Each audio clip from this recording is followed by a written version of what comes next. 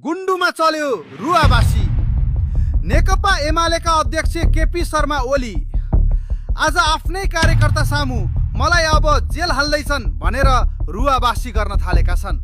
भक्तपुरको गुन्डुस्थित निवासमा पुगेर ओलीले आफ्ना बाँकी रहेका मुठीभर कार्यकर्तालाई भयङ्कर ब्रिफिङ गरेका छन्। उनको खुलासा छ, राष्ट्रपाको नयाँ सरकारले अब हामीलाई छान्नेवाला छैन, धरपकड गर्ने र जेल हाल्ने सम्पूर्ण तयारी भइसक्यो। झापा 5 मा बालेन शाहसँग लज्जास्पद हार बेहोरेपछि र महेश बस्नेतको आफ्नै गाउँ गुन्डुमा राष्ट्रपाका राजीव खत्रीले तहल्का मच्चाएपछि एमालेको सिङ्गो किल्ला गर्ल्याम गुर्लुम ढलेको छ। यही हारको पीडाबीच ओली गुन्डुस्थित निवासमा पुगेका थिए। त्यहाँ उनलाई भेट्न सडकमा टायर बाल्ने र डन्डा चलाउने केही पुराना कार्यकर्ताहरू पुगे। तर हिजो कार्यकर्तालाई जाऊ सडकमा लफडा गर भनेर उक्साउने ओली आज आफै हताश मनस्थितिमा देखिए। उनले कार्यकर्ताको अनुहार हेर्दै भने, अब हाम्रो दिन सकियो। राष्ट्रपा सरकारले हिजोका हाम्रा सबै फाइल खोल्दैछ। म लगायत हाम्रा धेरै नेताहरूलाई जुनसुकै बेला पक्राउ गरेर जेल कोच्ने ग्राउन्ड डिजाइन तयार भइसक्यो।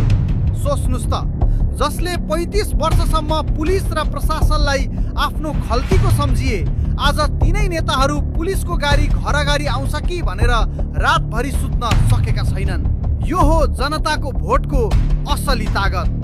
अब उठ्छ सबैभन्दा गम्भीर प्रश्न, ओलीलाई एक्कासी म जेल पर्छु भन्ने डर किन लाग्यो? के राष्ट्रपाले उनीसँग व्यक्तिगत रिसिभी साध्न खोजेको हो? होइन, यो रिसिभी होइन, यो कर्मको फल हो। राष्ट्रपा र बालेनहरूले चुनाव अघि नै जनता सामु कसम खाएका थिए, हामी सरकारमा गएपछि 2046 साल यताका सबै भ्रष्टाचारका फाइल खोल्नेछौँ र अब त्यही हुँदैछ।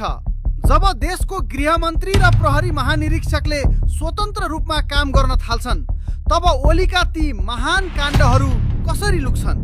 कोरोना महामारीमा जनता मर्दा अक्सिजन र औषधिमा कमिसन खाने ओम्नी काण्ड, झापाको बहुमूल्य जग्गा भूमाफियालाई सुम्पिने गिरिबन्धु टी स्टेट काण्ड, नेपाल ट्रस्टको जग्गा कौडीको भाउमा लिजमा दिने यति होल्डिङ्स काण्ड, हिजोसम्म अख्तियार र सिआइबीलाई फोन गरेर फाइल थुन्न लगाउने सेटिङ अब हताभुङ्ग भयो।